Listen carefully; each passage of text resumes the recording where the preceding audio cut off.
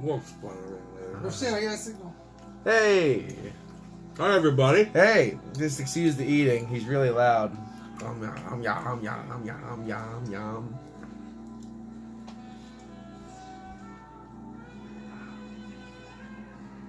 You eat, and I'll talk real soft, and we'll be with AMSSR or whatever it's called.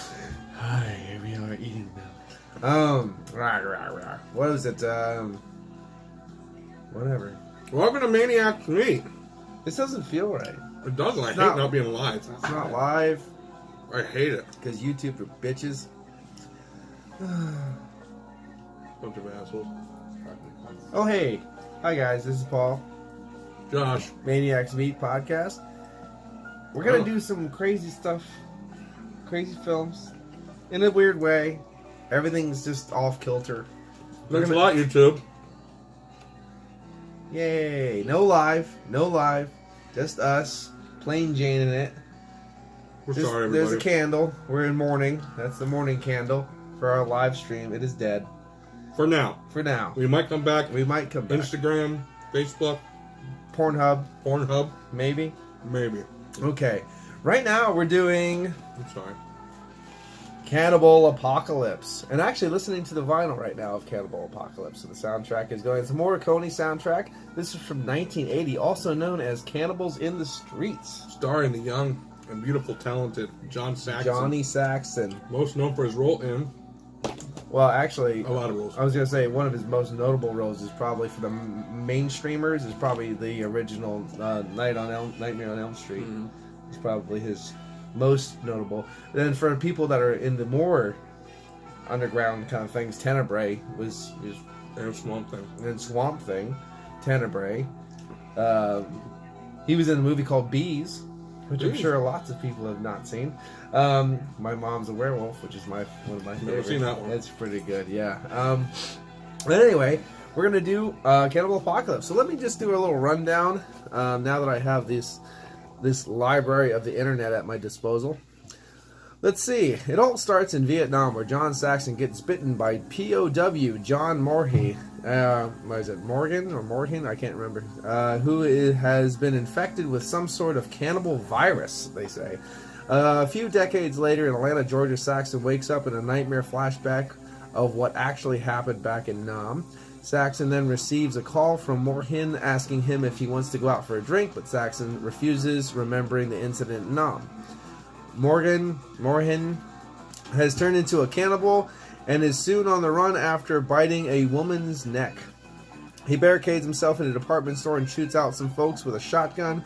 The cannibal virus spreads, and soon Saxon joins veteran Morhin and Tony King, along with some others, to wreak havoc upon the city. And that was brought to us by certain J. Varma. So there you go. A little bit, I don't know, would you say it's a little bit, that's a little bit truncated?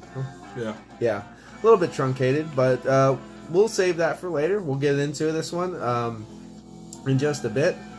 Full cast and crew, just to go here real quick, of course, is John Saxon. We have Elizabeth Turner. And one of the most notable people, for me at least in this film, was Giovanni Roberto Radis, which is, he plays John Morgan, but was also in Cannibal Holocaust, and in City of the Living Dead, and in a couple other ones that I can't come up, but he's basically... Did he play the Worm-Eye Zombie and Zombie? I don't know. I know one of them dudes played him. One of the guys that played the worm-eyed zombie in the movie Zombies appears in the next film we're going to talk about, Nightmare City. Maybe that's where I'm confused at. My fault. By the way, we're doing Nightmare City next, so there you go. But no, oh yes, and he was in A House at the Edge of the Park with, which is a great film. One of the, way better than Last House on the Left. Just wanted to really show so we get a good idea of how many films he actually was fucking in, because it was just prolific. Of course, this was actually his first film. So there you go. Sure. This is actually his first film. The next would be City of the Living Dead, then House on the Edge of the Park, then Cannibal Feroz, then Cannibal Love, and Deadly Impact. I mean, just a slew of other different films. He's just absolutely. Oh, Stage Fright. Ooh. Yeah, the great one. That was a great movie. Yeah. So just an absolutely prolific. He's in The Church as well, which is a beautiful film. Big goat sex demon rape. But yeah, just absolutely great, prolific Italian actor. So there we go. Blah, blah, blah. This is a little bit more than I usually talk about. Actually, he's only 5 feet tall, so he's kind of short. He doesn't look that tall. He doesn't look that small, actually. But all right, so yeah. Let's get into it, Paul. Yeah. What do you think of the movie itself? What was your favorite scene of the Apocalypse of the Cannibals? Well, Filmed in 1980. 1980. I mean, the whole film is chaos. It's like basically, it's something that reminds me a lot because we've watched Nightmare City before. It has that kind of same broken down society kind of weird ass shit. John Saxon has a little bit of naughty time with the next door neighbor girl. You know, a little bitey action. This is good there. You know, it sets up for the end too. You know, the spoiler alert. But I don't know, just a lot of different interesting things. There's a lot of violence. I love the what was it? Just the hospital scenes where they're going through and taking out the nurse and things like that. I don't know. It's one of those films that I don't know. I don't think everybody's gonna like this film. No. But I like it. I like it for what it is. I like the chaos. I like kind of like that gore. The actual beginning scenes when they're blowing up, they're setting all the people on fire and Nam and stuff like that. It's pretty crazy. Awesome. Pretty crazy shit. Then they find the 2 guys that have been basically held down there with some other dead people. They're eating them to stay alive, and that's how they get the whole cannibal virus. Apparently, they're considering this a contagion. Which, why would it, you know, because in the film, the contagion literally takes hours. Yeah. But yet it took John Saxon 30 fucking years or something like that, you know what I mean? It's just like, it says quite a long time, which doesn't make any sense to me why it took so long for him to get infected, but I don't know. But let's not talk about that. That was a time when he didn't need to make sense with movies. You just did it. Yeah, there it is. Now, I do like it. I like when, it's kind of weird because they do that kind of simple thing. It's a weird zombie film, right? Mm-hmm. But without being a zombie, because you know zombies don't eat zombies. Yeah. The cannibals don't eat the cannibals. You know they team up, and then they go through this whole thing. You know, and the girl's even like, "Oh, rats! I can't go down there. You just killed and eat people." Yeah, right. And she's like, "Oh no, I can't do that. Can't go in the sewer. There's rats. It's disgusting." You just literally bit a guy's tongue out of his mouth. You know what I mean? But like, so it's a little bit chaotic. I kind of like that.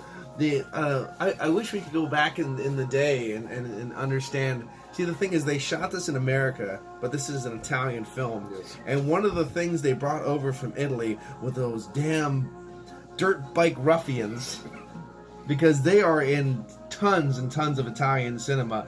But we have motorcycles here, not dirt bikes. You know what I mean? Like. And then they're all wearing ascots and stuff. They're really classy. Yeah, they're not like American bikers. I noticed that even like Psychomania, that's like a biker movie. All the bikers in that movie like are real high class. They all wear the ascots, and you know they're like they eat sophisticated races, and just like they're real classy. And here in America, they're always badass and live in trailers and just raise hell. Kind of like the ones in Dawn of the Dead, Majorettes. Oh, Majorettes, yes. Yeah. And Dawn of the Dead, the real pagans in that one, But no, there's a lot of comic kind of parts in this film. Yeah. I mean, there's some sexiness. I mean, the girl's getting her tits out in the movie theater. The guys, I don't know. When I was a kid, when I used to spy on other people having sex because I never had females in my life, I usually just blasted one off by myself in the back of the movie theater. But when I was watching them, they'd be in the back, way in the back, and I'd be laying under them just hoping to catch some fluids, you know? But They would, yeah, exactly. Slather the butter, but they wouldn't go to the front of the freaking theater like they did in this movie. Yeah, that's dumb. So he's like, "Oh, excuse me, pardon me." I'm like, what the fuck? He was asking for some shit to happen, you know? That was dumb. Yeah, I don't know. It's kind of interesting. And then of course he just goes right for it and bites the crap out of her, but then walks. He runs away, and I just like how this random shouting, "Get him!"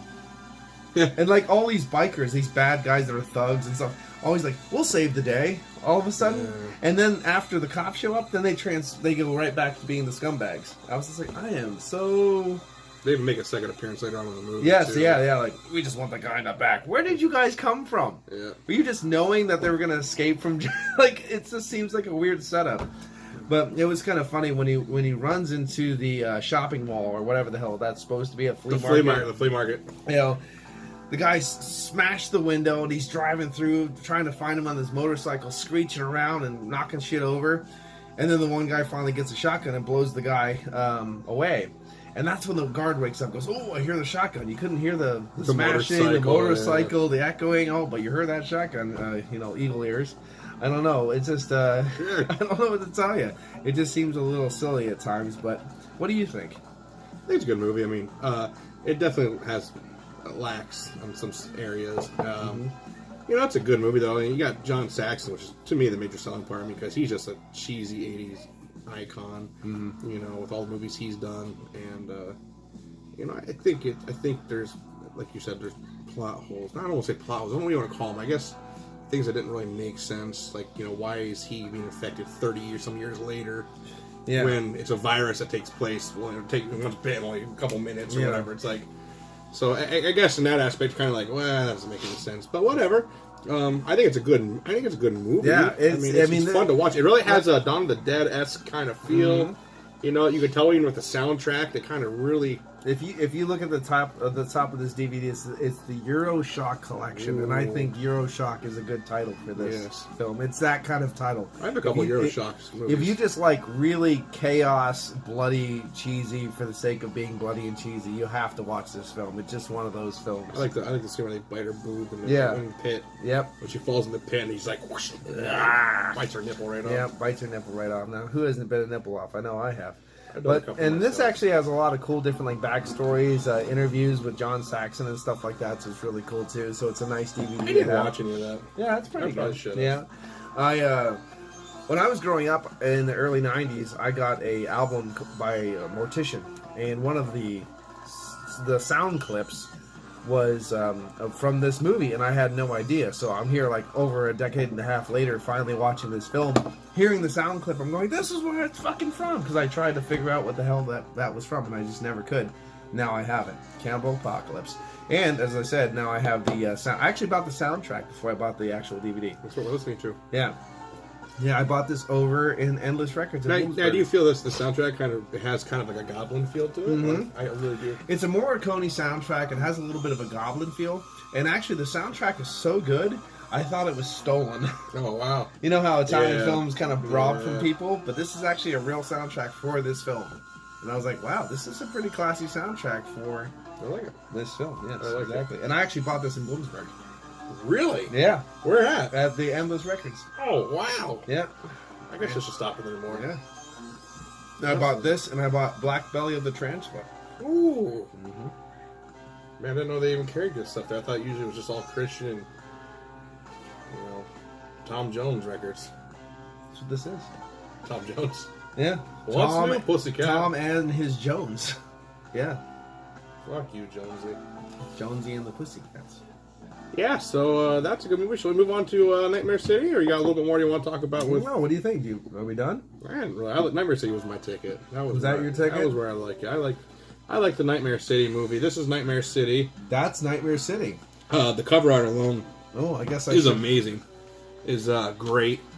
I guess I should have went back and got Nightmare City. Right? I can't pronounce any of the names on here because I'm not Italian. So, Hugo Stiglitz, though. Yeah, Hugo Stiglitz. Hugo Stiglitz. For anyone who's watched and enjoyed the film by Quentin Tarantino, Inglourious Bastards. Well, watched. I enjoyed it. Not compared to the original. Well, that doesn't very compared to the original movie. But we're a lot of focus there, I see. A little out of focus. Well, as soon as you say Tarantino, everything goes to shit. You savage motherfucker, you. I love Tarantino movies. Not all of them, but some are good. Most of them. But anyway, Sergeant Hugo Stiglitz was in that movie. Not him. His character name. Yes. Who killed Nazis. Nazis. And if I'm not mistaken, Quentin Tarantino pulled that name from the actor. Yes. Sadly, I mean, as much as we like Hugo Stiglitz, he was... Apparently, they were going to actually get Franco Nero to do this role, which would have been amazingly 1,000 times better. But they wanted a Mexican star. for some reason, and I didn't know that Hugo Stiglitz was Mexican at all. I didn't know. I just thought he was an ugly Italian. So that was a little bit of a... Oh, really? That was news to me when I didn't know that. Looked up some fun stuff about the movie. Yeah. But what do you think about Nightmare City? I think it's a great movie. It is definitely way better than Cannibal Apocalypse. It has more of a zombie feel where they're actually mutated from radiation. And it just has so many twists and turns, and it even has a nice little twist ending that won't spoil for everybody. Mm-hmm. We probably will anyway. Mm-hmm. But, it's just really good, and the special effects are terrible but fun. Actually, come to think of it, all the zombies kind of look the same. Well, I was going to say some of them have like this are they zombies? They're infected. They're more of the infected. And that's the thing I think. Because they run? They're literally just, I guess, an infection. Because if you can tell, they're not zombies. They're kind of infected with these rage virus, weird viruses. Yeah, because basically that's what they were trying to go. I can't get this to fucking load, but that's basically what they were trying to go for, I guess, with Cannibal Apocalypse too. That we're using the cannibal instinct as more of a virus than an actual just a lifestyle, I guess, or whatever. Is cannibalism something that like the human race practiced a long time ago that we want to return to that in these movies? Well, basically, I know it's a lot of Italian films are cannibal. Well, I mean, basically goes the whole deal like the African tribes and different tribes that were eating the remains of their family, but they were eating the brains too and getting kuru, which is and that's how the mad cow basically disease, but for humans. So yeah, I don't know. It's just something that we kind of go with a lot of the different films. I think it's interesting when you look at the infectious side of things more so than the something caused me to come back from the dead side of things. You know what I mean? This is what this definitely has. Nightmare City is definitely the quintessential what happens when society breaks down film. Oh yeah. Because take out the infection and just make them like feral humans, and it's the same fucking thing. Yep. Yep. It's when your brother turns on your brother and shit goes down. Because I remember the two people, they were just sitting there waiting for their friends to show up, and their friends showed up and killed them. Yep. Because they were infected. You know what I mean? It's just really crazy ass shit. And what do you do when your friends are there? You don't fight your friends because you think they're okay. I remember that scene when they just show up, they're like, oh, hey. And he's just like, Yeah. Yeah. I loved, was it Captain Wonderful's exercise, erotic exercise thing where all the girls in the spandex get torn apart and ripped up and hatchets in the heads and stuff. There's a lot of random, gory brutality in this film that is just wonderful. However, that scene in the elevator took fucking forever. Oh my god. That elderly woman, she's like, oh Lord, help me. I need out of here. I can't breathe. Yeah. And the guy's like, the shaft's full of air. He's like, we'll be fine.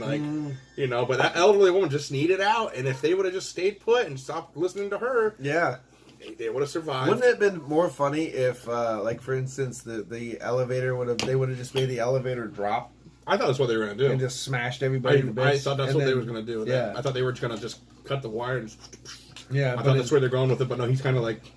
Oh yeah, like no, down screw slowly, you. Yeah. But that reminds me of the same comic vibe as Send More Paramedics. Yeah. You know what I mean? Yeah. Like it has that same kind of comedy. Yeah, because he dropped them down to the floor where all the infected were at. Yeah, yeah. I mean, they did it on purpose. The door opened up. They're like, and then it has Dawn of the Dead feel. Yeah, yeah, very Dawn of the Dead feel. Yeah, no, I know. You can definitely tell they referenced both these films. Referenced Dawn of the Dead. You can tell, they weren't trying to. No, they weren't trying. Yeah, the Romero kind of stuff. They weren't. Yeah, it definitely wasn't hidden. No. Even that. What's another movie with a good soundtrack? I feel a lot of saxophone. I think a lot of stuff in Nightmare City was actually stolen. You think? Yeah, a lot of stuff like Umberto Lenzi and stuff. Umberto Lenzi. You're talking about like stole from other movies? Other movies, yeah. Okay. And actually, I think Nightmare, either Hell of the Living Dead or Nightmare City, actually has Dawn of the Dead stuff in it. I think that's Hell of the Dead. Hell of the Living Dead has that because they had. I remember they have the blue uniforms too, like the. Yeah, the best. That's my little theory of Hell of the Living Dead. That every single member of the SWAT team is a different incarnation of one of Roger's moods. mentality. Oh yeah, I remember you saying about that. Yeah, Like everyone acts a certain way Yeah. that Roger did act in Dawn of the Dead at some point in time. Yeah. That's such a great fan theory. Yeah, too. that's my theory. That's my theory of Hell of the Living Dead. It's the Roger theory It is good. for the SWAT team, Man, and they're yeah, all that- dressed like Roger. Yeah, that's what I'm saying. Like that's Hell of the Living Dead. That's I have that movie. We can talk about that sometime. And you have it on a double disc with rats, With rats. the ravenous army, and it loves it. It actually goes in her pussy and out her mouth. Yep. I'm like, oh, it makes me happy. Good old rats. I hate my fucking phone right now because it like Yeah, what the H, man? it's not working. Come on, man. It's not working. We got the viewers waiting, man. No, we don't. we go. Oh, that's right. This isn't live anymore. Thanks a lot, YouTube. Yeah. Oh, hey. Oh my god, This I'm not isn't on live. today, am I, Justin? I'm not on. You're, We're you're not. really off today. Oh, We're all off today. bud, Yeah. you just saw my day coming in here. Oh, really? Yeah. But anyway, so yeah, no, YouTube shafted us, so this isn't live. But Well, the first non-live one can be a train wreck. it's going to be, guys. I'm sorry. Yeah, because We I don't know what to do because we're just so used to people tuning in. and throwing us little tidbits, Yeah. and gives us other things to talk about. Maybe write your senator and tell him you want YouTube back to Yeah. the way it was. Yeah, I don't know what write you your do. congressman. Congressman. Say, Mr. Congressman, we want YouTube back the way it was. I don't know why, but my internet is just not working. It's okay. I won't be mad at you that long. I don't understand why my internet's not working. Well, I can't reference my notes because we're using my phone. So Yeah. But everything is in HD though. Yeah. So we can see the wrinkles in my hand. So this is like an HD train wreck. HD train wreck. A train wreck in HD. Yeah, I mean, I'm actually kind of pissed off that my phone. I think this episode, we literally lived up to our name of just being as bad as the movies we talk about. Yeah. I think of today. Today's that episode. Yeah, I literally have no idea why my phone's not pulling up anything. It's cool, man. Because I just played PUBG and everything right before you got here, so my internet's on. And then Public Enemy G. Public Enemy G #1. So yeah, anyway, back on topic of Nightmare City. Good movie. Check it out. It ripped Dawn of the Dead off a little bit, but still very classy. So what do you think about the end? When I liked it when she fell. Yeah, It was cheesy as fuck. Yeah, that was so good. Like too, and you know what? Too, I love how they had to have filmed that a couple times because they filmed it in a way that she hit every rung. Yeah, everything of that roller coaster. Here, and then I like how flipped and then they rolled. kept on screaming the whole time, Yeah. but it wasn't like boing boing No, it's it like, was ah! it was one giant scream, no matter how much she hit No, shit. it was just, No, nothing like that. But then it goes to a dream. Yeah.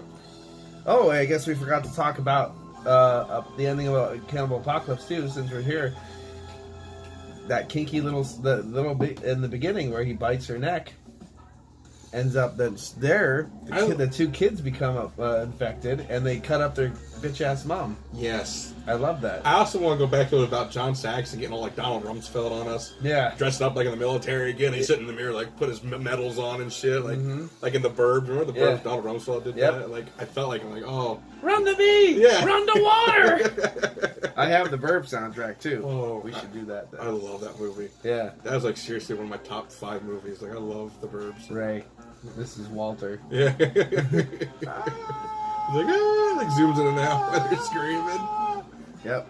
I love too when he's like, I found cookies, and Corey Feldman comes through and smashes the plate. He's like, oh, and Tom Hanks like, ow, everyone just get out. It's like, Oh, that's a good one. And Brother Felonius is in there. Brother Theodore. yeah. I have a Brother Theodore reading H.P. Lovecraft shit on vinyl. That's amazing. Yeah, it's really weird, yeah. My brother, doctor. My brother, the doctor. She's like, what's your name? What's your name? He goes, Hans. Oh, Hans. That's a beautiful Christian name. Hans Christian Andersen. He's like, Yeah. I love that. It's because of the Burbs that I actually ate sardines on pretzels. Is it good? It's not that bad. I want to try it. Yeah. Every time I see that, I'll go, I don't care what anyone says, I want to eat that. It was mustard sardines. Yeah. Yeah, mustard sardines on pretzels, and it wasn't that bad.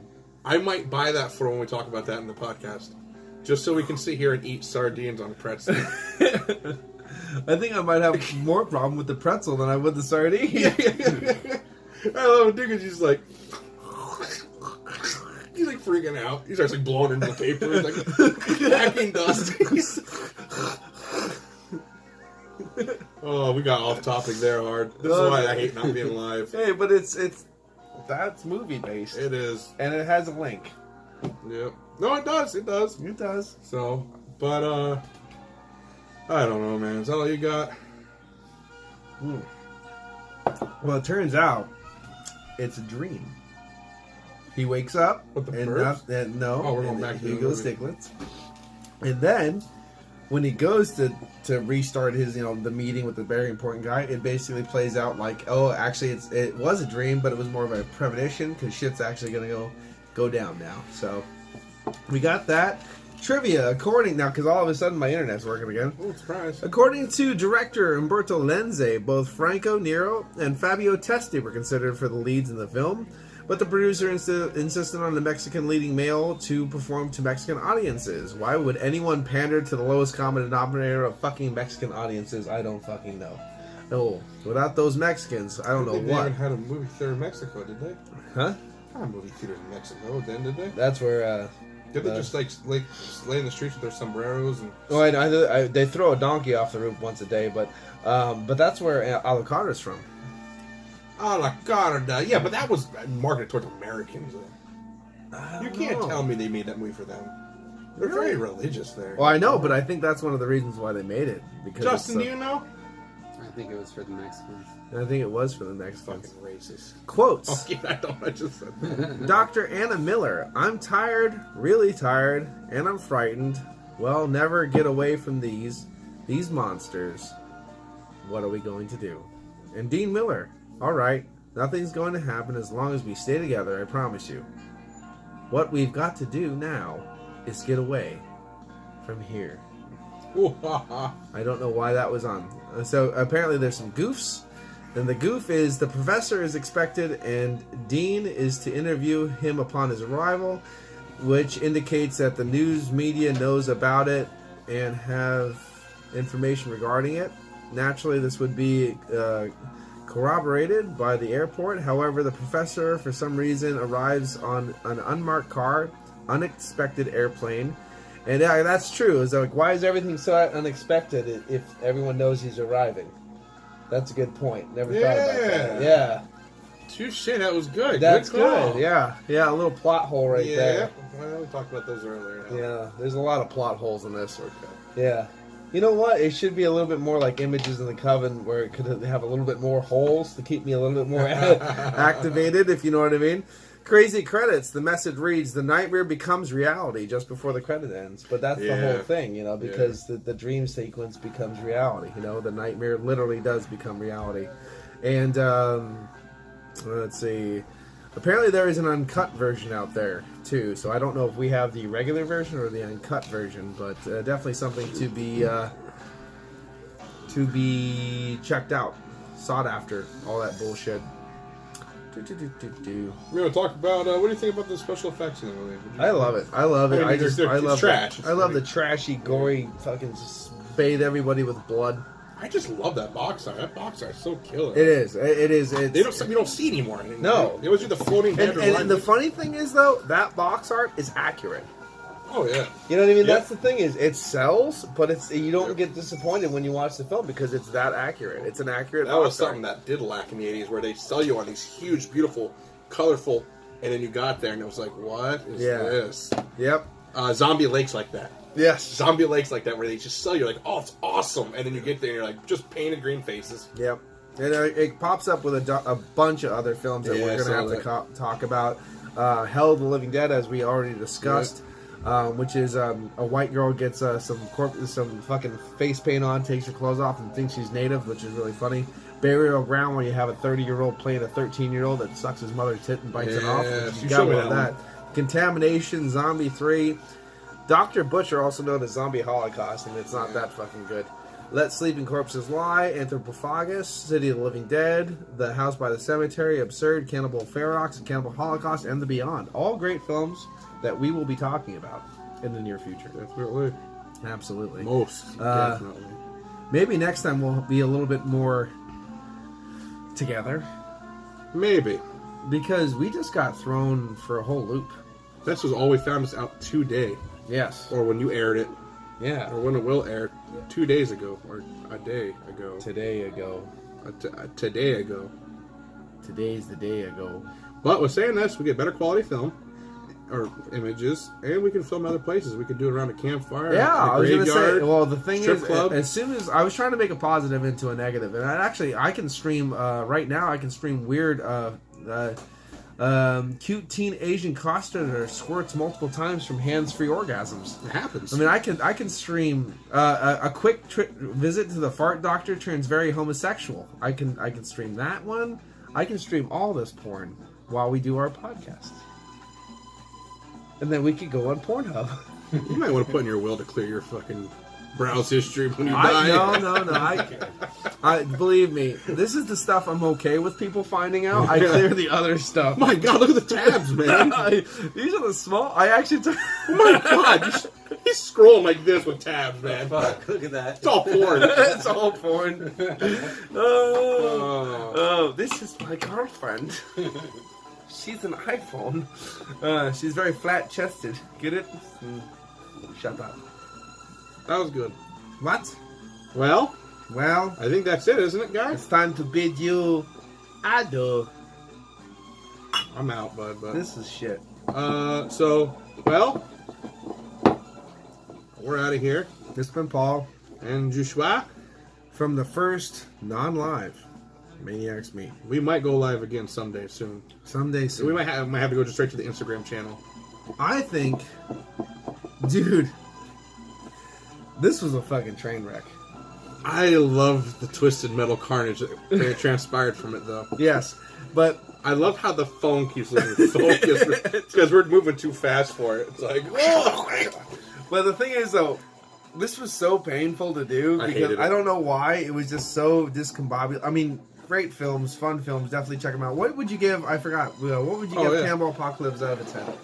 out of a 10, I definitely give. I think I give it like a 6. I'd give it a 7.5. Yeah, I'd give it a 6. Nightmare City. Oh, that's going for an 8.5. I would definitely give it an 8.5 on that one too. Yeah, that's 8.5, absolutely. Yeah, definitely. yep.